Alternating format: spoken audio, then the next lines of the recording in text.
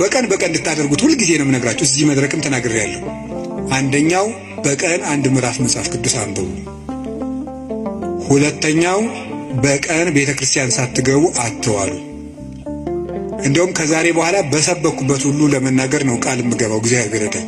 እነዚህን 5 ነገሮች ሰው እስኪያደርጋቸው ድረስ ከቻልኩ እስከምሞት እናገራለሁ። እናንተም በጸሎት ካሰባችሁኝ እና ካስጨረሰኝ። ስለዚህ የመጀመሪያው አንድ ምዕራፍ መጽሐፍ ቅዱስ በቀን አንብቡ። ሁለተኛው ቤተክርስቲያን ሳትገቡ አትዋሉ። በቀን መግባት የማያስችል ተፈጥሯዊ ግዳጅ ከገጠማችሁ ደጅ ላይ ቆማችሁ ሄዱ። ሶስተኛው በሳምንት አንድ ቀን ቢያንስ አስቀድሱ። ውስጥ ገብታችሁ በሳምንት አንድ ቀን ቢያንስ ማለት ነው።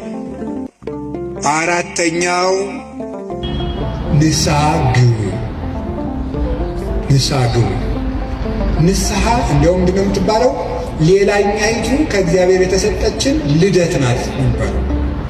አንድ ልደት ከእናት አባት ተወልደናል። ሌላ ልደት ደግሞ በጥምቀት እንደገና እሷ ስትደበዝዝ ደግሞ እግዚአብሔር በንስሐ ልደትን ሰጠ። አዳም ከሔዋን እሱን የመሰለ ልጅ እንደወለደ ይላል አረጋዊ መንፈሳዊ የተባለ ልጅ። አዳም ሔዋን ከምትባል ሚስቱ እሱን የመሰለ ልጅ እንደወለደ ክርስቶስ ከንስሐ ማኅፀን እሱን የመሰሉ ልጆችን ይወልዳል። ደስ አይላችሁ? እዚያ ንስሐ ማኅፀን ውስጥ ገብተን እንደገና ክርስቶስን የመምሰል አባታችን እግዚአብሔርን የመምሰል እድል አለን። እሱ የመንፈስ ቅዱስ ጉልበት ነው። አቤቱ ጉልበቴ ሆይ እወድሃለሁ እንድንል የፈለግኩት ንስሐ ግቡ። የመጨረሻው ጸልዩ። ሳትጸልዩ አትብሉ። ሳትጸልዩ እቤት አትውጡ። ብትችሉ ስግደት ስገዱ። ጥቂት ስገዱ። ትንሽ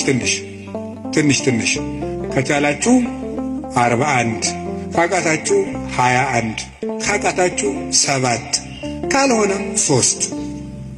ይኸውላችሁ እኛ ለእግዚአብሔር ስንሰግድ ሰይጣን ከኛ እግር ይወድቃል።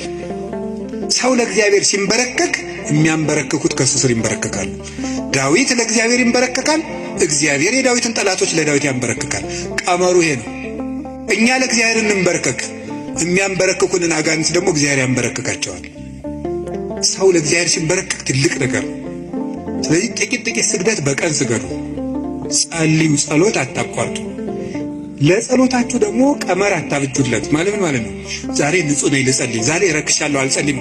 በቃ ሁልጊዜ ዝም ብላችሁ ጸልዩ። ሁልጊዜ ጸልዩ። ይህን ያደረግን እንደሆነ እግዚአብሔር ጉልበት ይሆነናል ልላችሁ ፈልጌ ነው።